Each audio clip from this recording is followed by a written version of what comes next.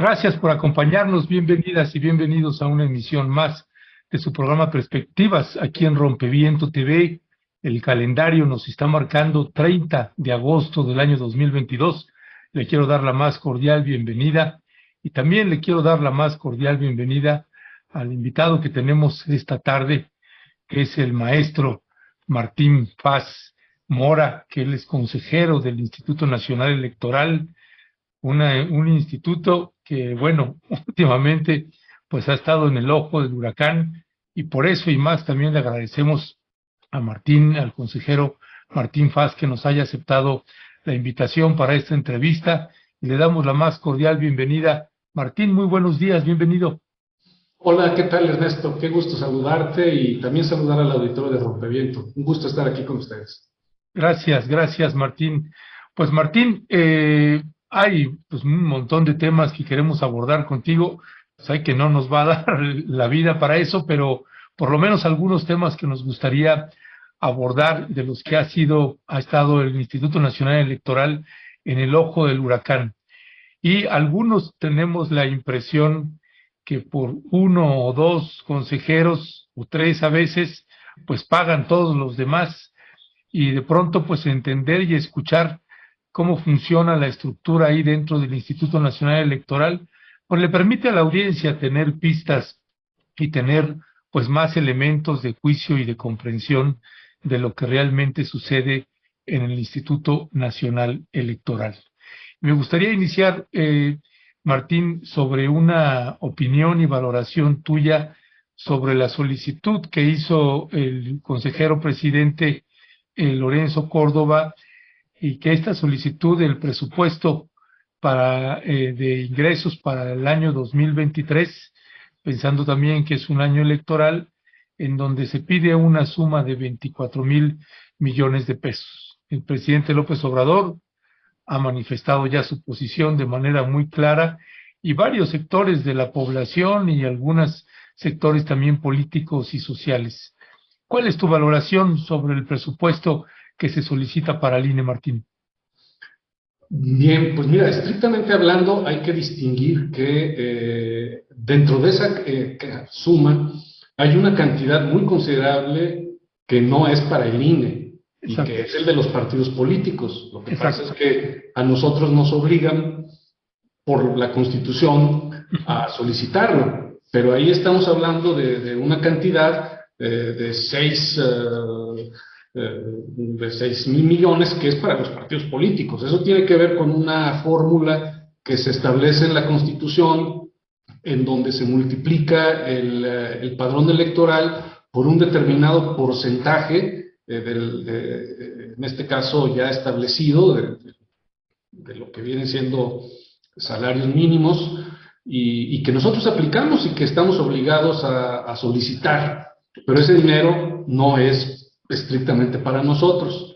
Luego después hay otra parte que tiene que ver con un presupuesto precautorio, es decir, un presupuesto que tiene que ver por si acaso se realiza una consulta popular, y ahí estamos hablando de 4,000 millones, que igual si no se realiza, pues ni siquiera se nos van a dar.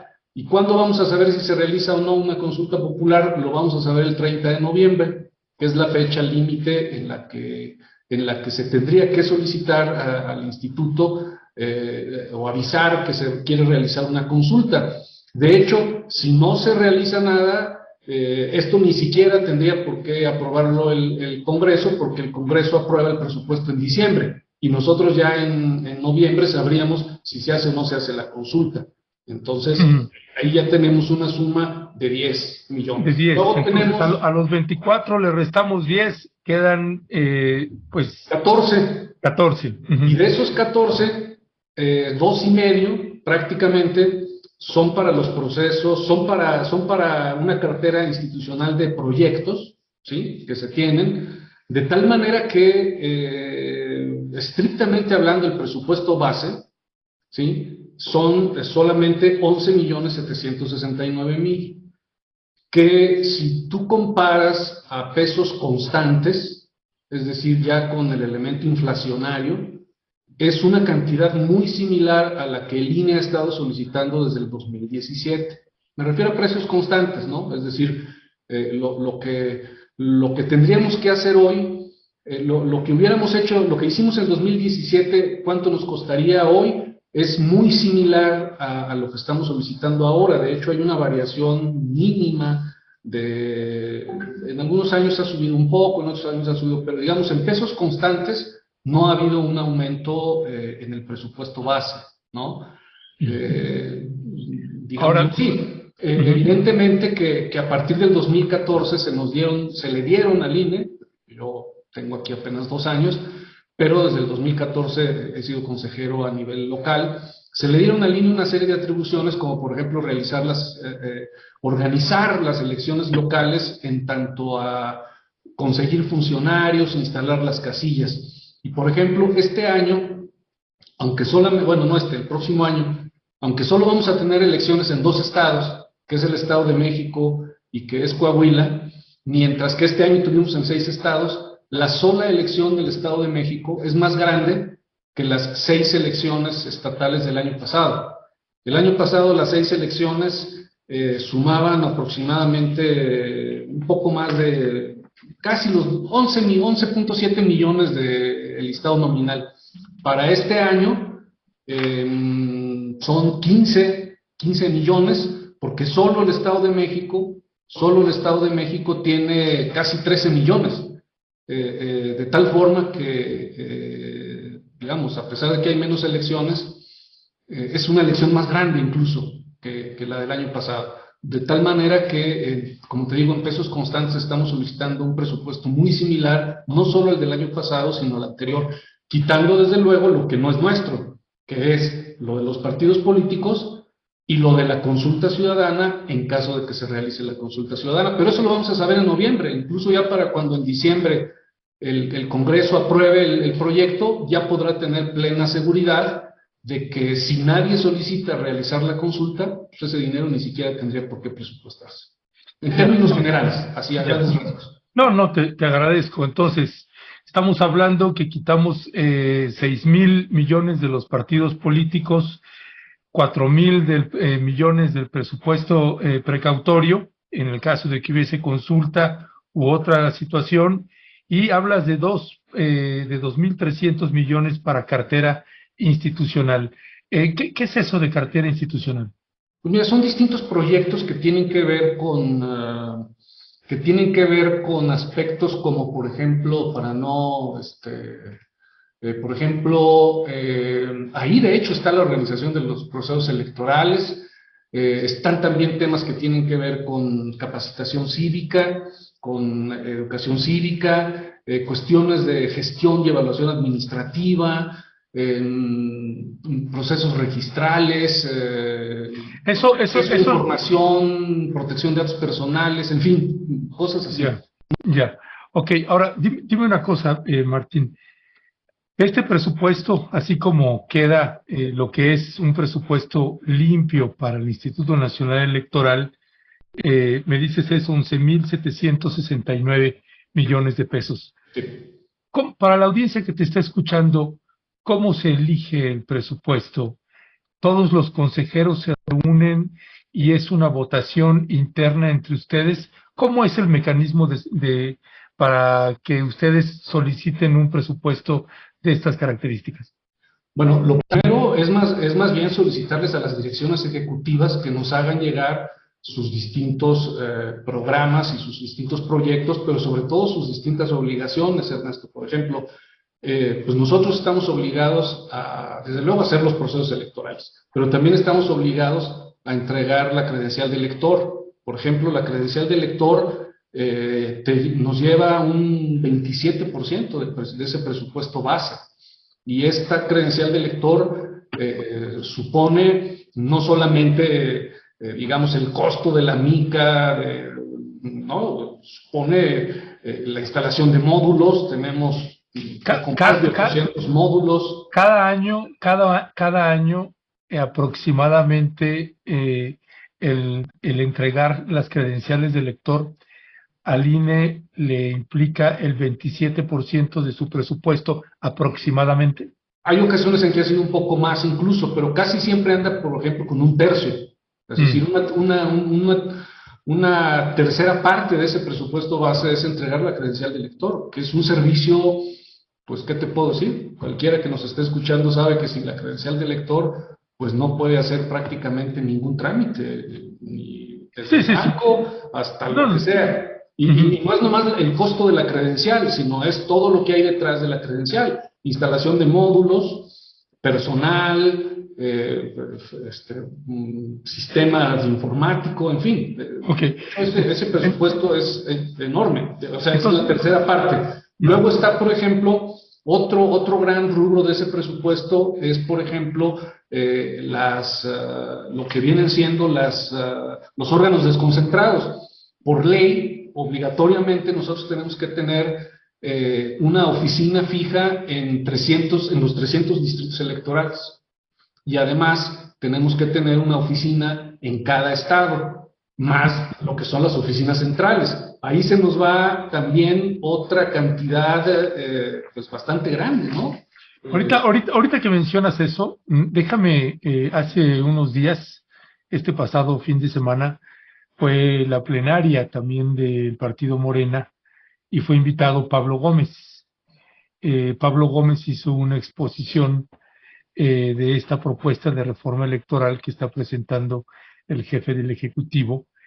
Y ahí hablaba hablaba de sueldos y hablaba de la estructura permanente que tiene el INE y que es el único instituto electoral, entiendo, en el mundo que tiene una estructura permanente. Vamos a escuchar lo que dice Pablo Gómez y me gustaría escuchar tu reflexión de esto que él está señalando en este video de sueldos y estructura, por favor, Leonardo.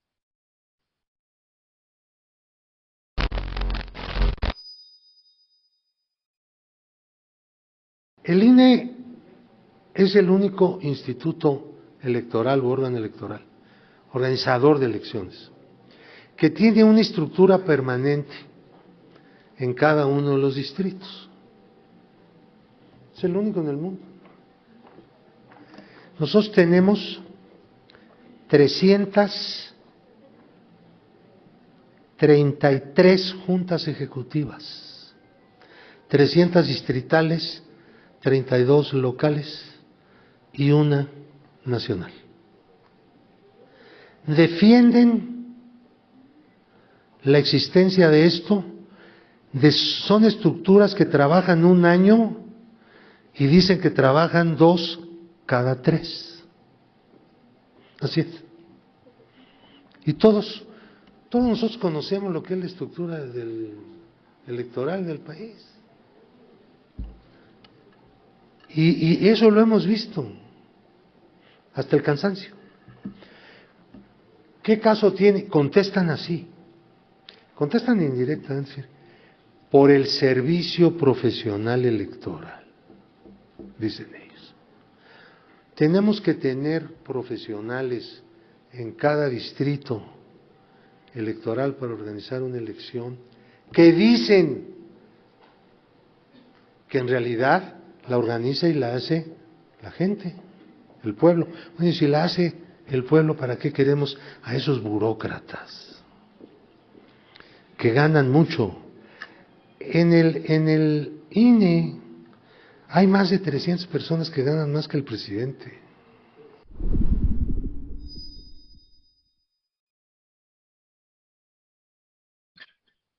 Martín Faz, ¿qué decir a los señalamientos que hace aquí Pablo Gómez, el titular de la Unidad de Inteligencia Financiera? Bueno, es que el INE es el único organismo también en el mundo, no solamente en eso que señala, sino también es el único que hace una credencial de elector que hace las veces de un DNI, ¿no?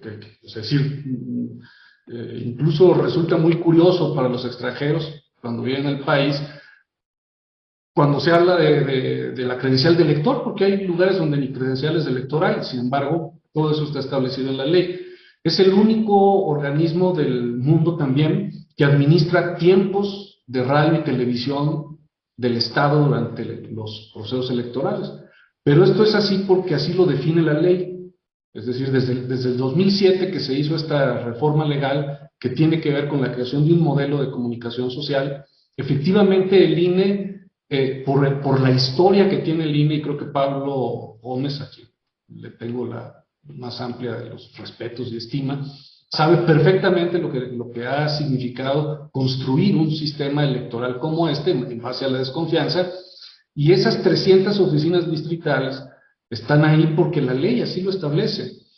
Y luego a partir del 2014 hay procesos electorales año con año, no federales, pero sí locales, y tienen que instalarse los consejos locales y los consejos distritales. Por decirte una cosa, el próximo año en el Estado de México no es el Instituto Electoral del Estado de México, además de lo que funciona el Instituto Electoral del Estado de México, son los consejos distritales del INE los que resuelven en dónde se van a establecer las casillas.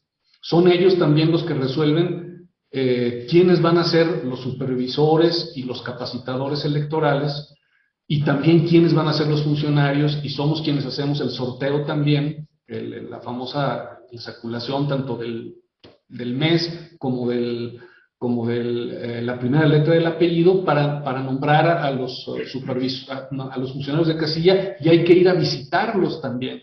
O sea, es decir, cada año hay algún proceso electoral en algún lugar, y a partir del 2014 se nos dio a nosotros la atribución para homologar los procesos electorales a nivel nacional. El tamaño que tiene el INE hoy día en este país tiene que ver con las atribuciones que se le han dado al Instituto Nacional Electoral, y cada reforma electoral le ha dado más atribuciones. Fiscalizar. También es el único, bueno, no es el único, pero es uno de los pocos organismos electorales que en el mundo fiscaliza. Ordinariamente, quien fiscaliza partidos políticos y campañas son los órganos fiscalizadores del Estado, no el Instituto Electoral. Entonces, efectivamente, el INE se le han dado una serie de atribuciones por las reformas constitucionales y las reformas legales que han construido un aparato grande, efectivamente. Pero no, o sea, el INE no inventó tener 300 oficinas. No, lo que se está planteando es precisamente que hay una crítica a esta estructura de cómo está funcionando, y yo quería escuchar también si tú estás de acuerdo con lo que está planteando Pablo Gómez o no. Es que habría que hacer modificaciones legales. Sí, nosotros no podríamos cerrar las oficinas del INE. Yo no digo que ustedes la cierren o hagan eso. No, me refiero al planteamiento de esta modificación que pretenden hacer con esta reforma que está enviando el jefe del Ejecutivo. ¿Tú estarías de acuerdo con esta propuesta que está haciendo ahí, de lo que acaba de plantear ahorita Pablo Gómez? Mira, yo creo que perder esa presencia territorial, yo creo que sería costoso al momento de realizar las elecciones, porque esta presencia territorial no solamente nos permite dar una respuesta rápida a los problemas que se generan en un momento dado durante el proceso electoral, sino incluso también en materia de arbitraje. Algo que, por ejemplo, no se detecta mucho hoy día, pero, por ejemplo, el Instituto Nacional Electoral hoy día es notificador incluso hasta de asuntos judiciales. Jueces, ministerios públicos solicitan al INE el hacer entrega de una serie de notificaciones, y eso ha sido una carga pesadísima que ha tenido que asumir también el Instituto Nacional Electoral, no solamente en materia de los tribunales electorales, sino incluso también resoluciones jurisdiccionales, porque precisamente tenemos una presencia territorial importante. En todo caso, creo que tendríamos que ver cómo se pudiera ajustar que esa presencia territorial pudiera tener algunos ajustes en materia, en todo caso, de personal. Pero creo que perder esa presencia territorial limitaría mucho las posibilidades de organizar las contiendas, arbitrar en las contiendas. Ya. Ahora, bueno, si hay una reforma legal, pues... sí, acatarla y punto. Sí, se acabó. sí. Ahora, otra cosa de lo que dice ahí es sobre el servicio profesional electoral. El servicio profesional electoral fue también, digamos, uno de los ejes fundamentales de la reforma del 2014, y por eso es que también está incorporado en la Constitución. No es tampoco es decir, la creación del Servicio Profesional Electoral no fue algo que realizara el INE por sí mismo, sino lo hizo como mandato justo de la reforma constitucional, que uno de los elementos que buscaba, además de crear un sistema nacional electoral, era crear un servicio civil, bueno, no crear, sino fortalecer un servicio civil de carrera que el INE ya tenía desde hace tiempo, pero incluso fue elevado a rango constitucional en el 2014. Sí, mira, de hecho los planteamientos no es tanto de si el INE, si ustedes como consejeros están violando la ley. No, están, como bien señalas, pues agarrándose de esa ley, hacer cumplimentar esa ley, a veces en la percepción de muchos de nosotras y nosotros está habiendo excesos o hay una parcialidad, no encontramos de pronto al árbitro, de pronto el árbitro se difumina, y particularmente por dos consejeros que a ustedes pues, les ha generado en su totalidad la acción u omisión de dos consejeros como Lorenzo Córdoba o Murayama, pues que son los que comúnmente están en el ojo del huracán. Aquí hay una propuesta de reforma de ley que está haciendo el jefe del Ejecutivo, y uno esperaría también que los otros consejeros y consejeras pues se asomaran y que no solamente viéramos la postura de dos consejeros, incluyendo al presidente consejero, frente a reformas que se tuvieran que hacer, que ustedes también consideran, por ejemplo, alguien como tú, que hasta donde pues estuvimos investigando y checando, pues solo eran dos consejeros que aceptaron tener un sueldo inferior mínimamente o igual al del presidente de la República. El resto de los consejeros y consejeras no, se quedaron con el sueldo que tienen. Pero los planteamientos que te hago, Martín, es en ese sentido. Sí. De la reforma que ha sido propuesta, por ejemplo, a mí no me disgusta el tema de la proporcionalidad pura. Por ejemplo, a mí la proporcionalidad pura es un tema que me gusta. Ahora, esta proporcionalidad pura, sí habría que hacer en todo caso algunos elementos, digamos, para ver si esta proporcionalidad pura, que hasta donde se entiende, sería con listas nacionales. Habría que ver si sería mejor hacerla con listas nacionales o si sería mejor hacerla con listas regionales, para ver si con las listas regionales hay la suficiente representación a nivel nacional.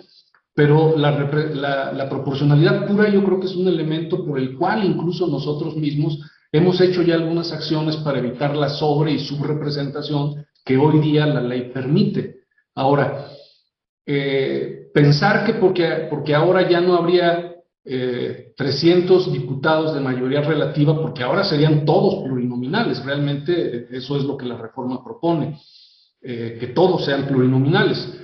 Que de ahí se siga, que por ello mismo hay que cerrar las 300 oficinas, yo pensaría que no. En todo caso, creo que tendríamos que pensar en la posibilidad de hacer algunos ajustes de otra naturaleza presupuestales, pero yo creo que perder esa presencia territorial no sería muy sano. Pero yo creo que ese elemento de la ley es un elemento interesante, ¿no? Más allá de ver si finalmente al interior del Congreso se van a alcanzar los consensos suficientes para aprobar o no la reforma constitucional. Eso ya es un tema que tiene que ver con las cuentas y sumas y restas que se harán al interior del Congreso. Bueno, ya sabía yo que esta entrevista iba a generar todavía en cada respuesta otras preguntas, y tengo una tonelada aquí para hacerte, Martín, pero no, porque no me quiero meter en si estamos a favor o en contra, sino hacerte los cuestionamientos que respondas, y voy a leerte algunas preguntas y comentarios de la audiencia también para que, pues, invitar también a la audiencia que participe en esta charla que estamos teniendo. Ahorita tocaste el otro de los temas que quedamos en abordar, y que ahorita que hablas de que el INE también es notificador de asuntos judiciales. Y ahorita pues hay una impresión que ha generado muchísima indignación, una suerte de cacería que interpretan o interpretamos varios, Martín, sobre particularmente una ala política que es la cercana al partido Morena. No la identificamos hacia el otro lado. Y los citatorios pues vienen a propósito de gestiones que hacen diputados como Federico Doring o como Edna Díaz, y etcétera, etcétera. Y ha habido pues varios comentarios frente a un acoso y a un acecho que se percibe a diputados y diputadas legisladoras y legisladores del partido Morena, incluyendo también a ciudadanos que se atreven a tuitear algo y de pronto a través de un tuit, esto que, pues, bueno, yo nunca lo había visto, tú me corregirás. Aquí está, por ejemplo, en el tuit de Andrea Chávez, ¿no? Donde ella hace este planteamiento de una diputada federal del PRD, acaba de decir en la comparecencia de nuestra Secretaría de Cultura, de nuestra Secretaria de Cultura, Alejandra Frausto, que el Fondo de Cultura Económica no debe dedicarse a fomentar la lectura, aunque usted no lo crea.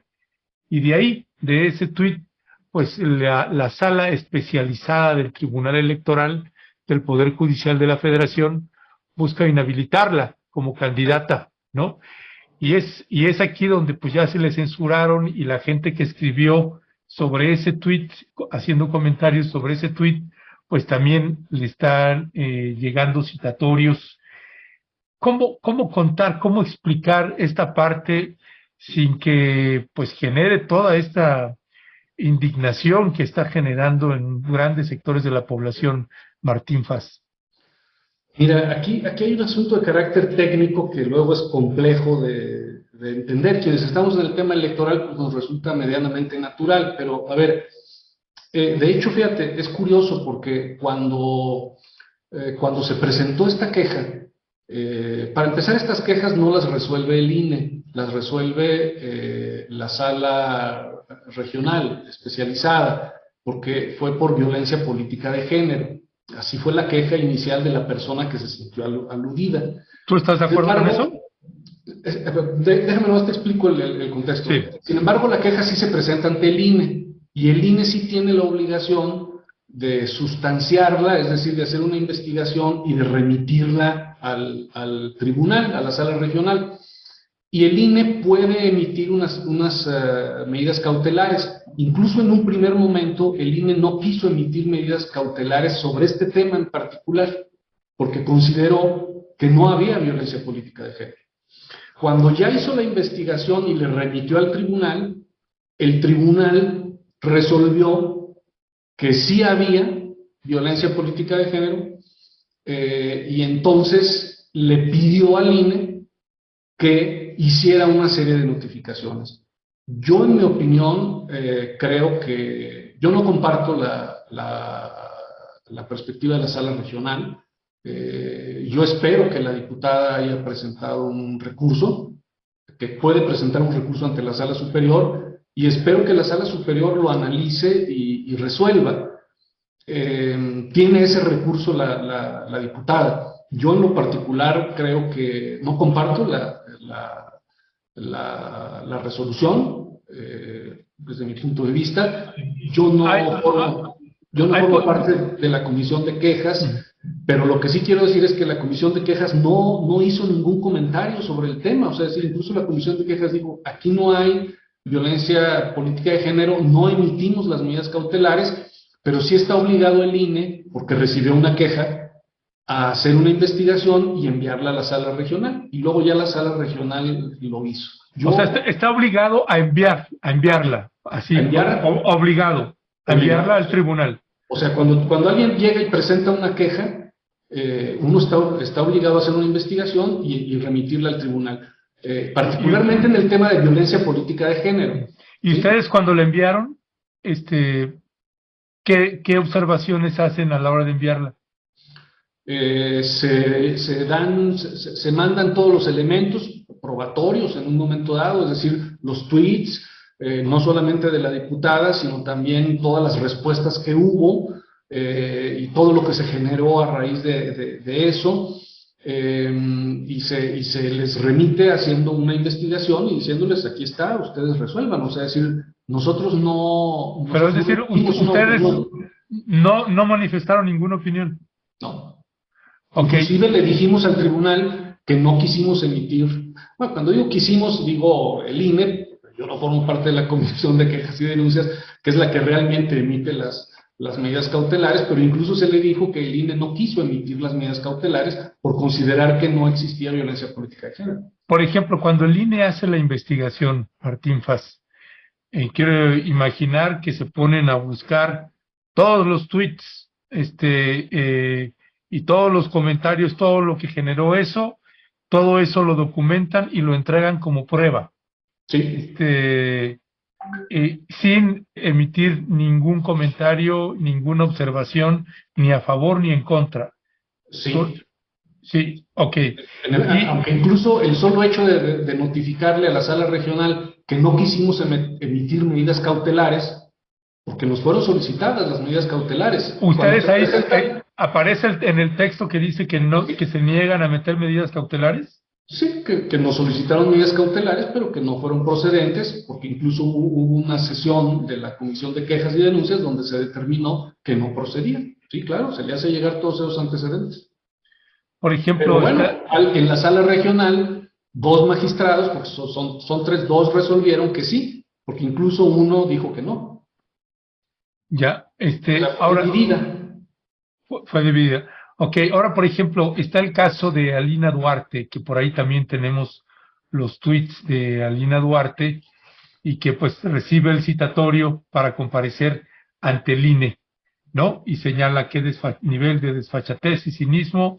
Y tenemos el otro tweet de Alina Duarte, donde dice ella, existen mecanismos legales hasta juicio político contra los magistrados del tribunal o los consejeros del INE, pero yo no estoy dando ese consejo. Ella hace una cita textual de López Obrador y dice, 1 año atrás logramos la primera consulta popular en México a pesar del INE. Ahora viene Federico Doring y a meter demanda contra cuanto funcionario le apetezca, y aunque nos metan decenas en esto, el INE se pone no solo de tapete, sino que se vuelve su brazo acosador y policial. El INE México nos persigue a periodistas, activistas y cuantos disientan de su cártel electoral como si hubiésemos comprado McLarens, etcétera, etcétera, en alusión también a todo lo que se ha ido ventilando del dirigente del Partido Revolucionario Institucional, Alejandro Moreno. Está precisamente este citatorio que le llega del Instituto Nacional Electoral, se pone ahí el denunciante, que es de Federico Doring, del Partido Acción Nacional. ¿Qué decir de este caso, por ejemplo, Martín? ¿Cómo explicárselo a la audiencia? Es algo muy similar al anterior, Ernesto. Efectivamente presentaron una queja ante el INE.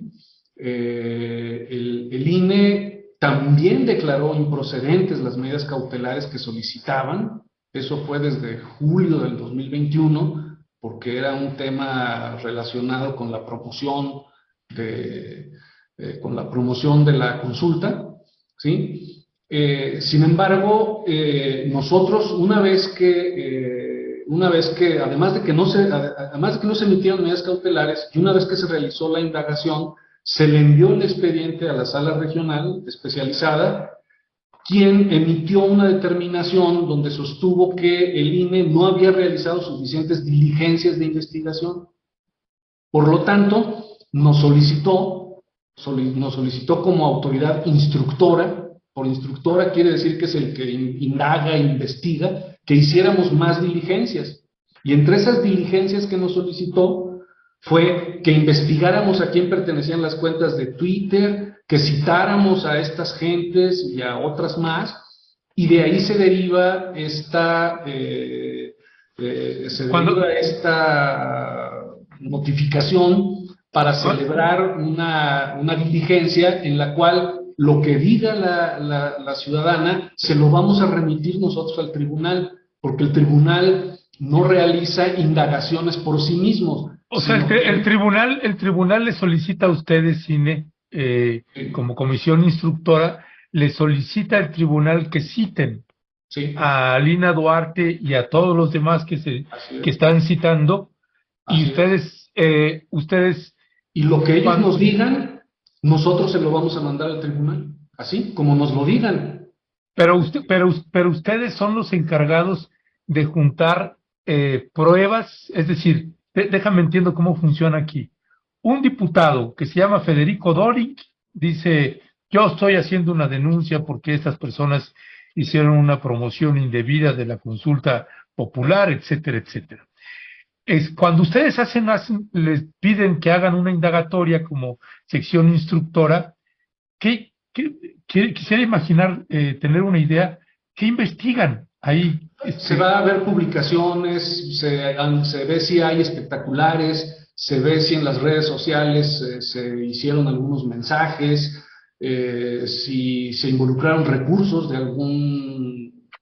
si es un servidor público, si se involucraron recursos de este servidor público, recursos públicos, evidentemente, ¿no? Si es de algún gobierno, alguna cosa así. Ese es el tipo de indagaciones que nosotros hacemos. De hecho, en un primer momento, para enviar el expediente a la sala regional, nosotros no citamos a estas personas a declarar nada, sino que ya cuando mandamos el expediente con todas estas indagaciones, ver si había bardas, ver si había espectaculares, en fin, se lo mandamos a la sala regional especializada, y la sala regional especializada nos dijo, ¿sabes qué? Te faltan hacer diligencias, y tienes que hacer esta y esta otra diligencia. O sea, nos obligó a hacer eso. Por ejemplo, Entonces, en el caso de Alina Duarte, ahorita que señalas este ejemplo, cuando dices, pues nos solicitó hacer específicamente esta y esta y esta diligencia, ¿cuáles serían esta y esta y esta diligencia, por ejemplo? requerirles para que declaren lo que a su derecho convenga, ¿sí? Lo cual, por ejemplo, no significa que pueden enviar a su representante legal, por ejemplo, no tendrían por qué ir personalmente.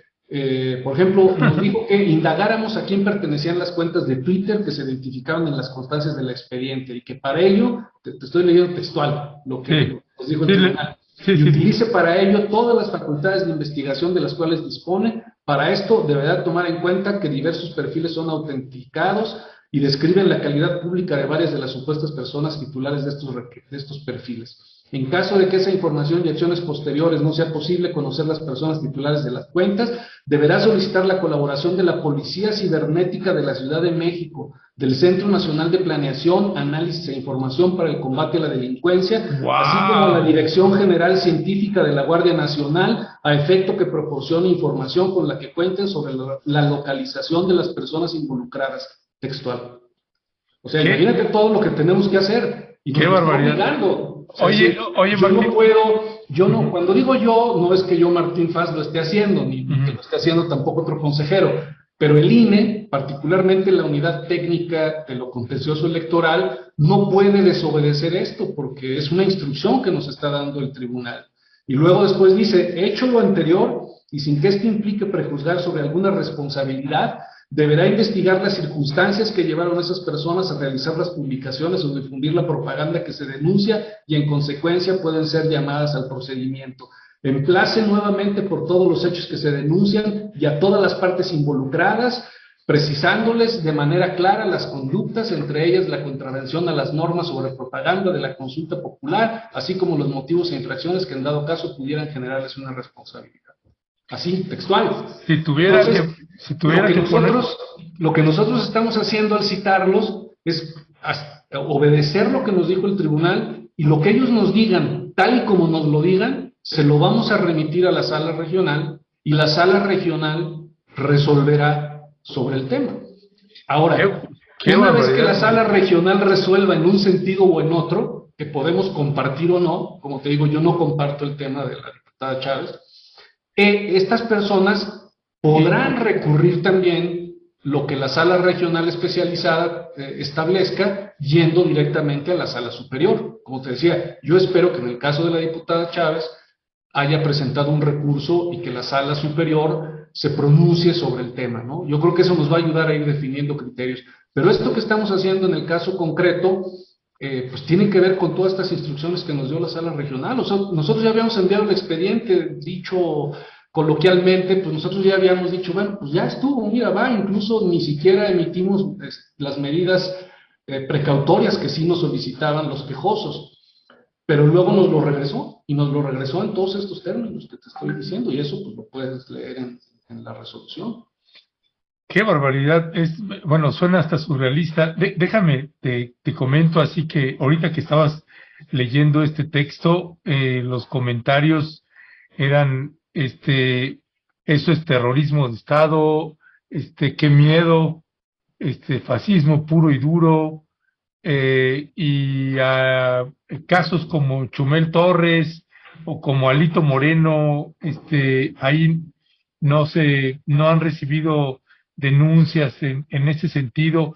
En fin, despierta un montón de comentarios. Dice, el INE rechaza retirar los spots relacionados con el cuarto informe de AMLO. Dice también, tanto el promocional referido a la Guardia Nacional y aquel donde aparecen junto a adultos mayores en Palacio Nacional cumplen con las características que ordena la ley. Eso, entiendo, lo han confirmado el posicionamiento de ustedes y que desecharon estas medidas cautelares solicitadas por el PAN, PRI y el PRD.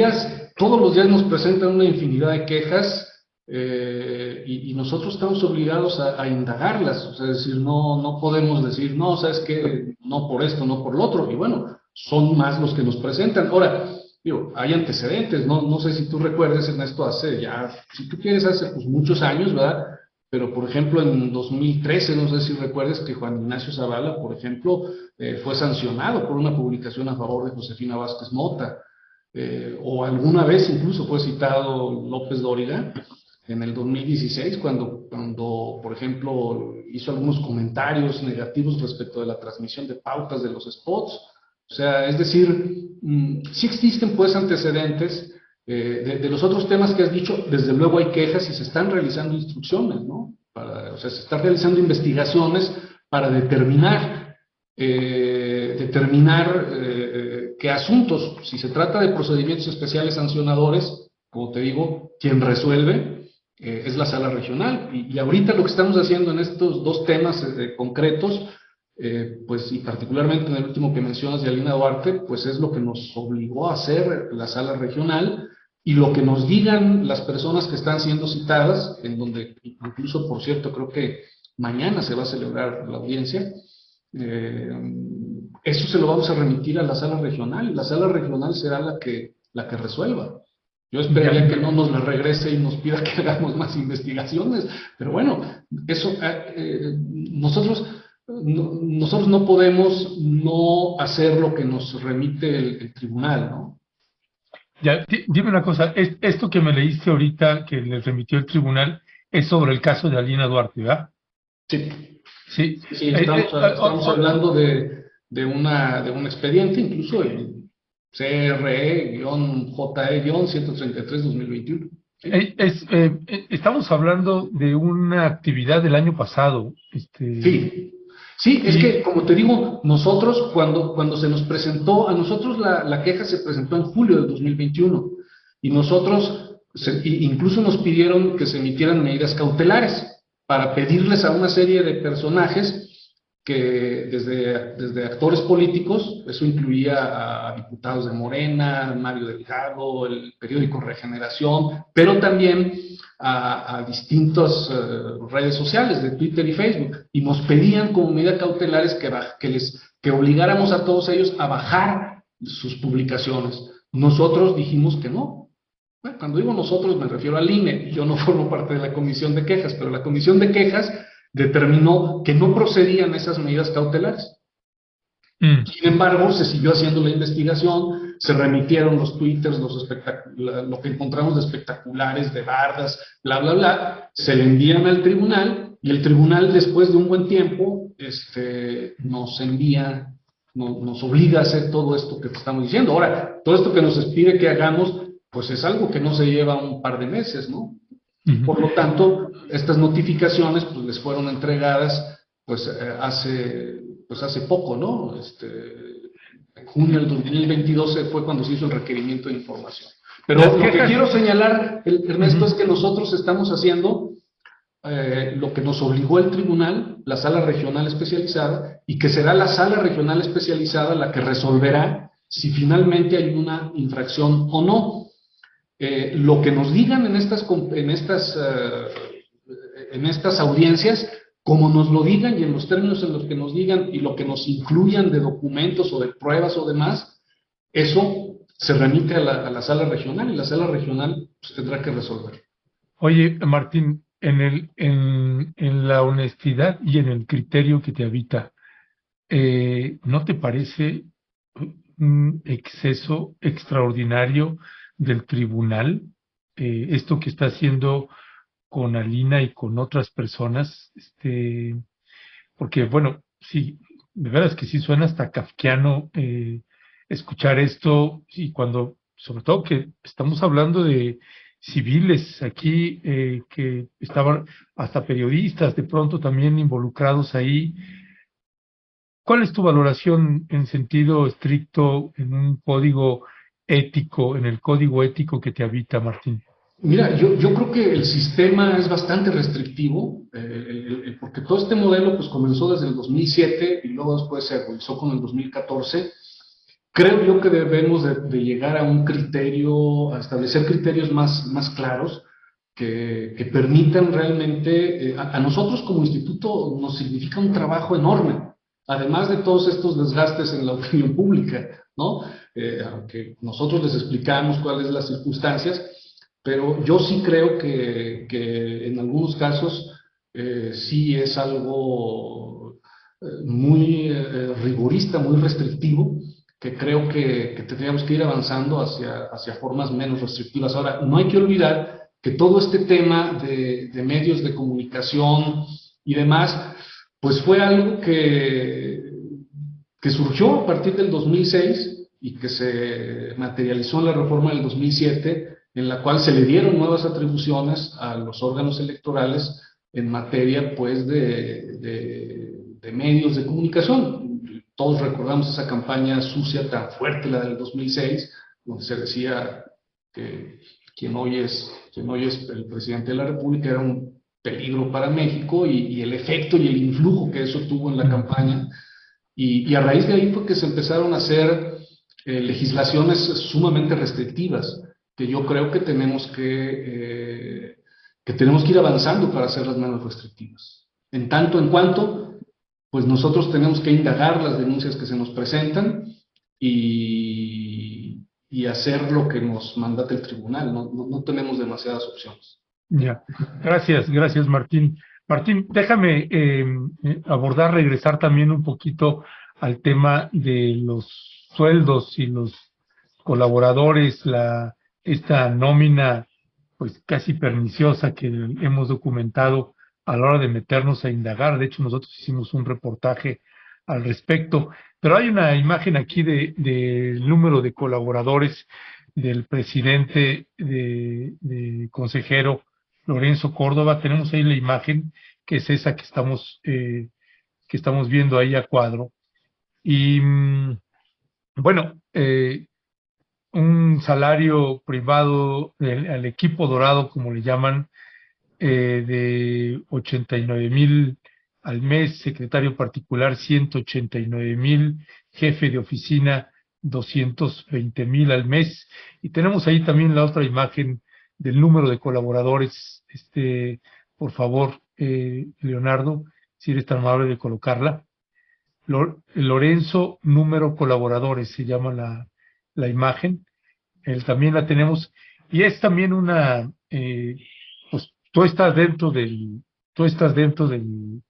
INE y sabrás las necesidades que uno pueda tener con respecto de colaboradores, pero hablamos 35 colaboradores y 11 asesores con salarios de 262,000 pesos mensuales, salario bruto. Pues nos parece verdaderamente casi un asalto a la nación, por decirlo de alguna manera, una inmoralidad, por decirlo suavecito. Se necesitan tantos colaboradores y asesores cuando eres consejero o presidente consejero, Martín Paz. Pues mira, yo como consejero sí requiero de un staff de asesores importante porque sí son muchos los asuntos que se ven. Mira, yo tengo la experiencia, Ernesto, de venir de un OPLE, en el caso de San Luis Potosí. Es un organismo pequeño, solo representa el 2% del listado nominal del país, dicho de esa forma. Pero realmente acá con el Sistema Nacional de Electores, los asuntos que uno ve en materia de cantidad es tremendo, ¿no? Así o sea, es exponencialmente muy superior a los que se pueden ver en un OPLE. Y en materia de densidad, vamos a llamarlo de esa forma, ¿no? Es decir, por la trascendencia de estos acuerdos, porque los acuerdos que se toman acá son acuerdos pues, que tienen que ver a nivel nacional, son también, digamos, importantes. Y sí requiere un conjunto un apoyo que, o sea, yo solo no podría, por ejemplo, ver todos los asuntos, fiscalizaciones. ¿Cuántos asesores y colaboradores tienes, Martín? Yo tengo, somos unos 13 aproximadamente, pero 13. Hay una bolsa común, digamos, ¿no? O sea, es una bolsa, todos los consejeros disponemos de la misma bolsa, con la excepción de la presidencia. La presidencia, claro, que tiene más atribuciones, tiene una bolsa mayor. ¿De qué cifra estamos hablando de esa bolsa? Estamos hablando aproximadamente en números redondos de 700,000 aproximadamente mensuales, aproximadamente, quizá un poco más. Que se reparte entre todos ellos, en base a una serie de tabulaciones. 700,000 mensuales.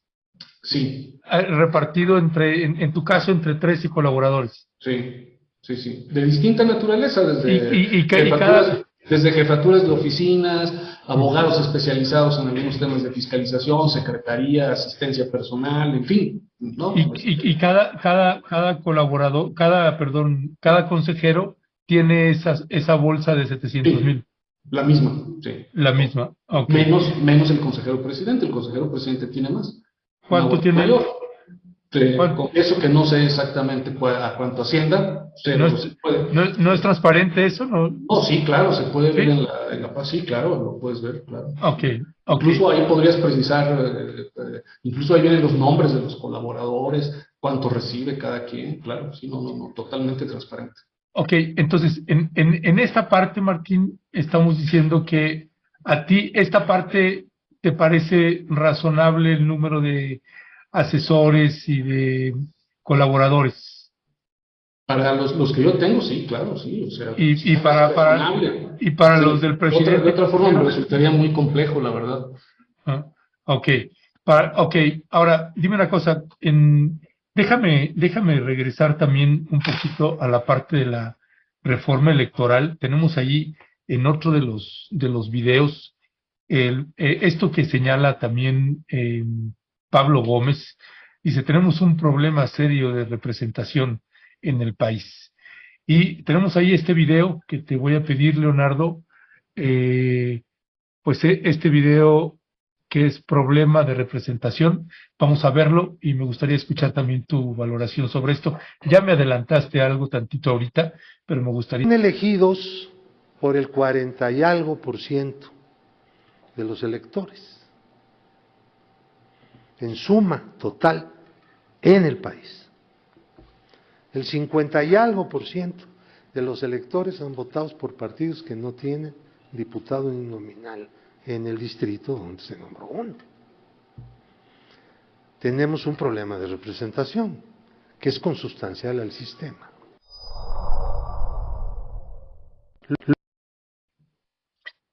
Martín, ¿qué decir al respecto?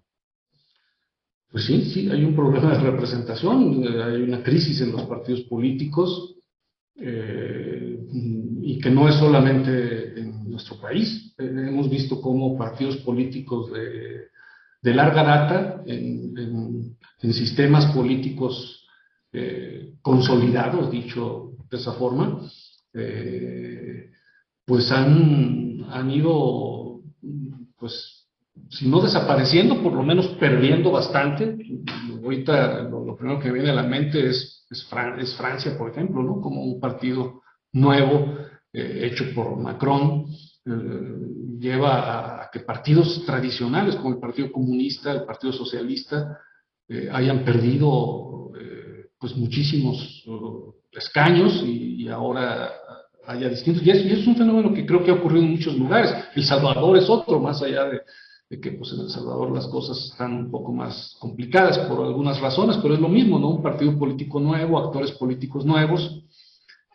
Bueno, México no es tampoco la excepción. Morena pues es un movimiento muy reciente. Si atendemos a la historia del sistema político tradicional, y efectivamente esta falta de representatividad pues implica una crisis que creo que tiene que los partidos políticos y los actores políticos pues tomar las medidas para que esta crisis de representatividad pues no se convierta en un problema político serio. Por fortuna aquí en el país hemos podido resolver todo a través de los procesos electorales. Creo que de ahí es lo valioso, el enorme valor social que los procesos electorales tienen en nuestro país. A pesar de los pesares, de las polarizaciones, de las discusiones, hasta ahorita, y yo espero que así se siga haciendo, han sido los procesos electorales los que nos han permitido dirimir nuestras diferencias. Y bueno, los procesos electorales, incluso yo recuerdo el año pasado, Ernesto, no sé si tú lo hagas, había toda una narrativa de que esto no iba a salir bien y un montón de cosas, y sin embargo los resultados electorales fueron aceptados por todos los actores políticos, y con excepciones de algunos lugares donde no se pusieron a instalar casillas por problemáticas muy particulares, Oaxaca, Michoacán, por cierto, muy pocas casillas, pues los resultados permitieron renovar los poderes públicos de los municipios, prácticamente de una gran cantidad, casi la totalidad de los municipios del país, los congresos, 30 congresos, gubernaturas, en fin. Y yo creo que también hay que voltear a ver esa parte, ¿no? El valor social que te dejan los procesos electorales cuando los procesos electorales pues te permiten resultados, dar una serie de resultados que nos permiten avanzar hacia una renovación de la vida política. Todo es susceptible de mejoras, nadie dice que no tenemos el sistema electoral perfecto, se pueden hacer mejoras, algunas mejoras tendrán que hacerse desde una reforma legal, quizás no la constitucional necesariamente, eso ya depende del Congreso, reformas legales en las cuales se tendría que ir avanzando en eso, ¿no? Yo confío en que podamos seguir avanzando, en ir perfeccionando un modelo electoral que ha ido creciendo, que se ha ido abultando por las atribuciones que se le han dado, pero que ha ido también dando resultados como por ejemplo los últimos comicios, pues creo que fueron comicios que a pesar de la enorme polarización social, pues permitieron una renovación casi generalizada de los gobiernos, y además con un nivel de alternancia muy alto, ¿no? Yo creo que también es algo que hay que valorar, ¿no? Ya, Martín, déjame leer algunos. Ya para ir concluyendo, ¿cierto? Sí. Ya me colgué, perdón. Ya, mira,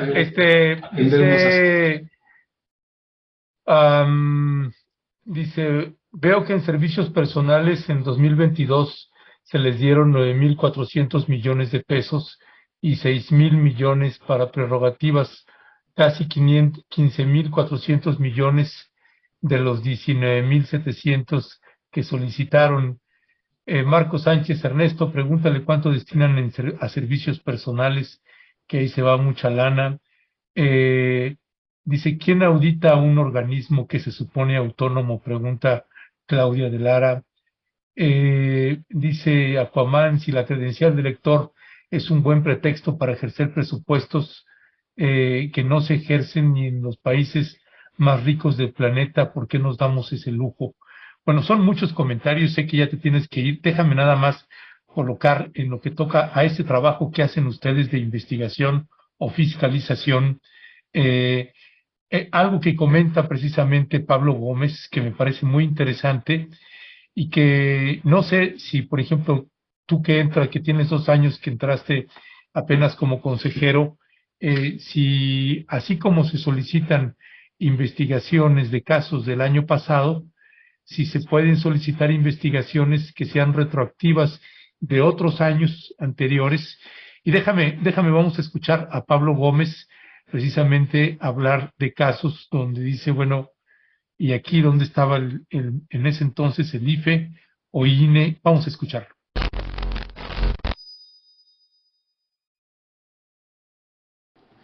Y hablando de cuentas, miren, dicen que estamos haciendo una propuesta que le va a dar en la torre a la estructura de control sobre el financiamiento de los partidos. Qué mentira tan gigantesca, de personas que tuvieron que ver con el encubrimiento de cosas tan trascendentales e importantes como el caso Monex. ¿Han oído ustedes hablar del caso Monex? Millones y millones de pesos metidos a una campaña de un candidato que antes había recibido millones y millones en especie de parte de la televisora más importante del país. Gratuitamente. Todo estaba pagado desde antes, con recursos del Estado de México y de otros gobiernos locales. Esa fue la verdad. ¿Y qué hizo el INE? Echarle tierra al asunto de Monex, y les comunico además algo que ni se sabe. Las mayores cantidades no las movieron con Monex, las movieron con Bancomer, y a Bancomer ni lo investigaron. Nadie investigó ni madre, pues para decirlo claro.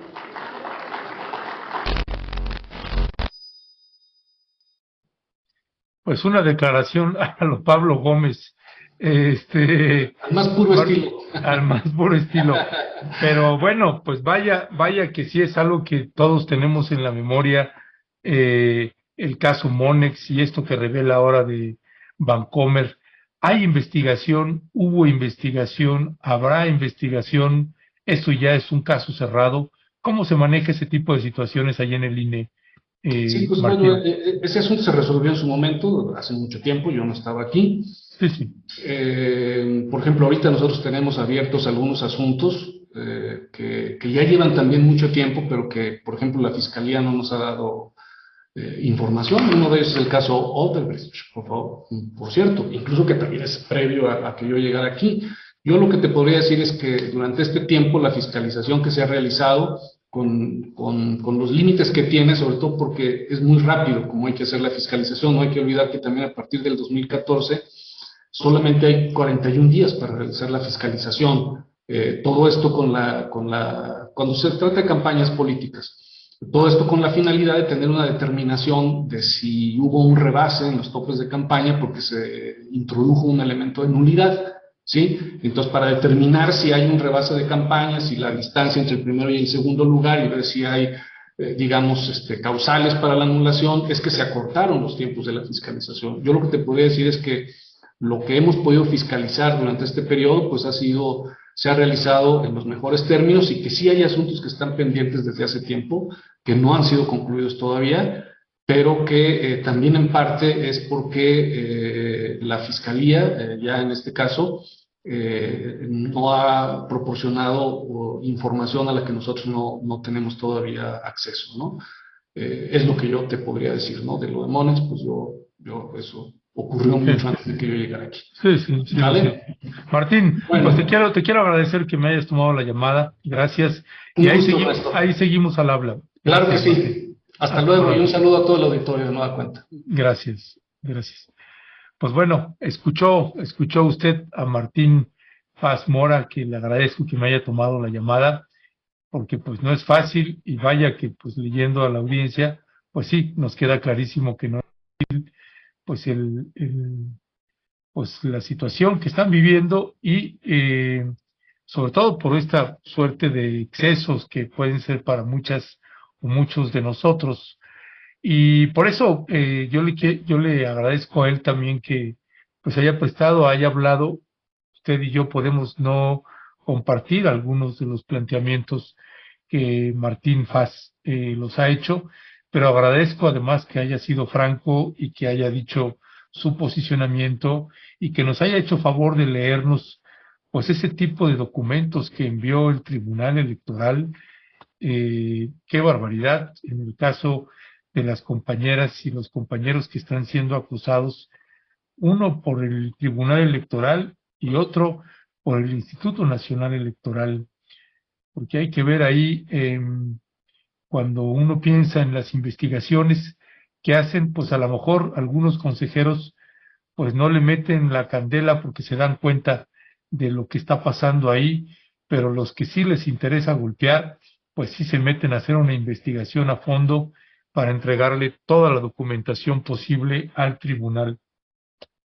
Vaya que si hay un contubernio ahí y no podemos, y no meta usted a todos los consejeros y consejeras en la misma bolsa. Hay que ir viendo y escuchando y de ahí formarse el propio criterio. Yo le quiero agradecer a usted que me haya acompañado en esta entrevista y que, pues sí, yo estoy de acuerdo con la mayoría de las compañeras y compañeros que han estado escribiendo y pues sí, genera pues indignación de pronto ver algunas de las realidades de cómo pues, funciona la estructura al interior del Instituto Nacional Electoral. Dice Claudia de Lara, ya lo dijo Nora Brie, el problema no es el instituto, sino sus miembros corruptos. Marco Sánchez, si este consejero que es nuevo está de acuerdo con lo que se gasta, ya valimos, ni los nuevos cambiarán esto. Irma Arce, el robo y abuso del INE muy propio de nuestro país, sigue siendo perturbante que exista, que no haya manera de pararlo. Eh, Antonio Zárate, si te hace daño la comida, si te hace daño la comida, bueno, no voy a leer eso más. Gracias Israel por lo de la pregunta. Perdón, Frida Calvo, sí, ojo, pero los resultados electorales de 2021 fueron aceptables porque la ciudadanía salió a votar masivamente. Lo copioso de las votaciones impidió que la operación de fraude alterara el resultado. Irma Arce, eran predecibles sus respuestas, me sorprende que aceptara la entrevista. ¿Será que desconoce perspectivas? No, es la segunda entrevista que nos hace. También en la primera se tenía que ir.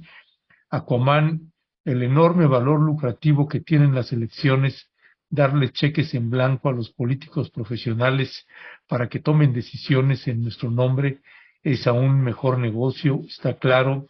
Adriana Cos, lo más triste es que están bien convencidos de lo que dicen y defienden en el INE.